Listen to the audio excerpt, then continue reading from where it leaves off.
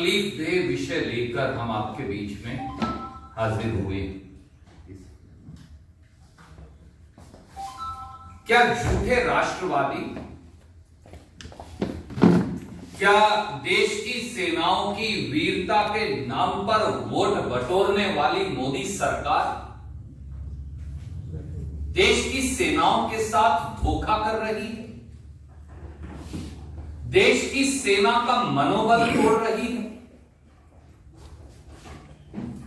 आज सवाल सीधा ये है, जो 73 वर्षों में शायद नहीं हुआ, वो माननीय नरेंद्र मोदी जी उसकी प्रस्तावना कर रहे हैं।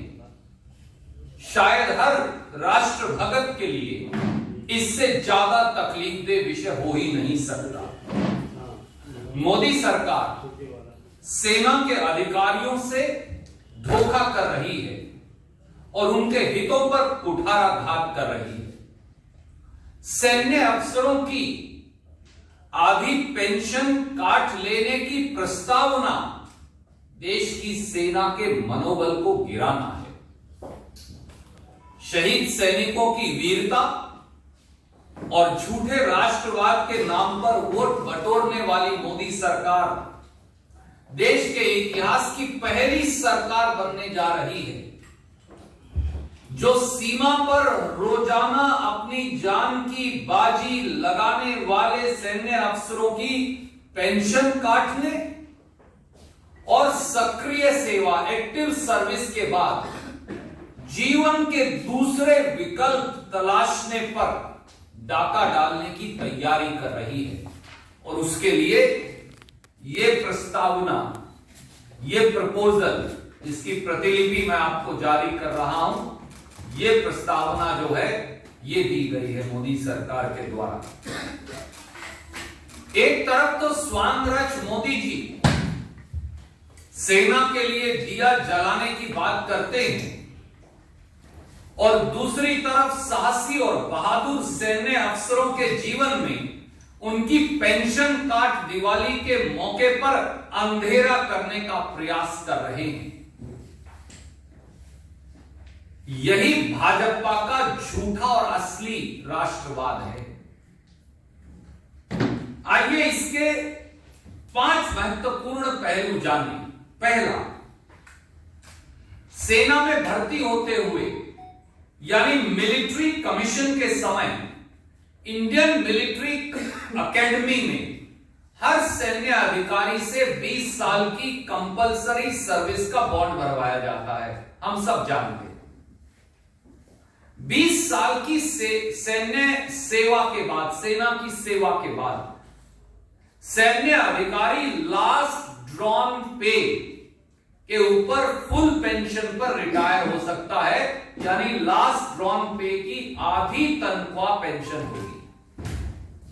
उदाहरण अगर मैं दूं, अगर किसी अधिकारी की लास्ट ड्रॉन पे मूल वेतन 1 लाख रुपया था, तो उसका मासिक पेंशन 20 साल की सेवा के बाद 50,000 रुपया प्रति माह होगी। पर मोदी सरकार क्या प्रस्तावना कर रही है? अगर 20 साल की सेवा के बाद सेना का अधिकारी सेवानिवृत्ति लेगा, तो फिर उसे 50,000 रुपया प्रति माह से काटकर वो 25,000 रुपया प्रति माह कर देंगे। यानी लास्ट ड्रॉन पे जो फुल पेंशन मिलती थी, अब उसको आधा काट दिया गया। साथियों, अपनी जान की बाजी लगाकर देश की सेवा करने वाले अधिकारियों की आधी पेंशन काटने की ऐसी निर्मम और निर्दयी प्रस्तावना केवल सेना विरोधी मोदी सरकार ही कर सकती है। दूसरा, सेना में भर्ती हुए 100 अफसरों में से केवल 65% ही लेफ्टिनेंट कर्नल के पद तक ही सीमित रह जाते हैं। यानी अगर 100 अफसर भर्ती हुए तो 65% केवल लेफ्टिनेंट कर्नल के पद तक पहुंच पाएंगे, उससे ऊपर नहीं। केवल 35% अधिकारी ही कर्नल ब्रिगेडियर या उससे ऊपर वाले पदों पर जाएंगे।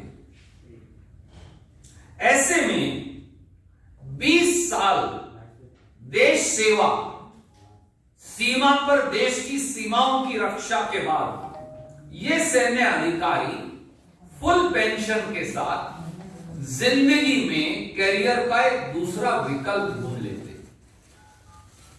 और प्रभावी तरीके से सिविलियन जिंदगी में राष्ट्र निर्माण में अपना महत्वपूर्ण योगदान देते हैं और एक नई जिंदगी की शुरुआत कर लेते हैं। इसके दो फायदे, एक, सैन्य अधिकारी को सेकंड कैरियर ऑप्शन मिलती है, साथ साथ देश को सेना के अधिकारी मिलते हैं सिविलियन जिंदगी में राष्ट्र निर्माण में, और दूसरा, देश की फौज सदा युवा बनी रहती है।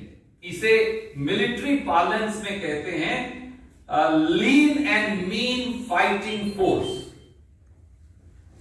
अगर मोदी सरकार की मौजूदा प्रस्तावना लागू हो जाएगी तो सदा के लिए वो 65% सैन्य अधिकारी जो दूसरा कैरियर विकल्प ढूंढ लेते हैं 20 ईयर सर्विस कंप्लीशन पर, वो सदा के लिए खत्म हो जाएगा। सेना जो है उससे बाहर सिविलियन क्षेत्र में जो राष्ट्र निर्माण में उनका योगदान होता है वो भी खत्म हो जाएगा। तीसरा पहलू, मोदी सरकार की नई प्रस्तावना के मुताबिक ये जो मैंने आपको दिखाई, तभी पूरी पेंशन मिलेगी जब आप 35 साल की नौकरी पूरी कर लेंगे। पर शायद मोदी जी जानते हुए भी जानबूझकर अनजान बने हैं कि 90% सेना के अधिकारी, और चौंकिए मत मैं आपको जो बताने जा रहा हूं, 90% सेना के अधिकारी 35 साल की सर्विस नहीं करते। यानी सेना के 90% अधिकारियों को, वो अधिकारी जिनका नाम ले लेकर मोदी जी वोट बटोरते हैं, उनको पूरी पेंशन मिल ही नहीं पाएगी। इससे बड़ा षड्यंत्र सेना के अधिकारियों के खिलाफ जो अपनी सीमा की रक्षा करते हैं जान की बाजी लगाकर, क्या हो सकता है साथियों। चौथा, जब सेना में कमीशन होता है अधिकारी इंडियन मिलिट्री एकेडमी से पास आउट कर, तो 20 साल की कंपलसरी सर्विस और 20 साल के बाद फुल पेंशन पर वो प्रीमेच्योर रिटायरमेंट ले सकता है।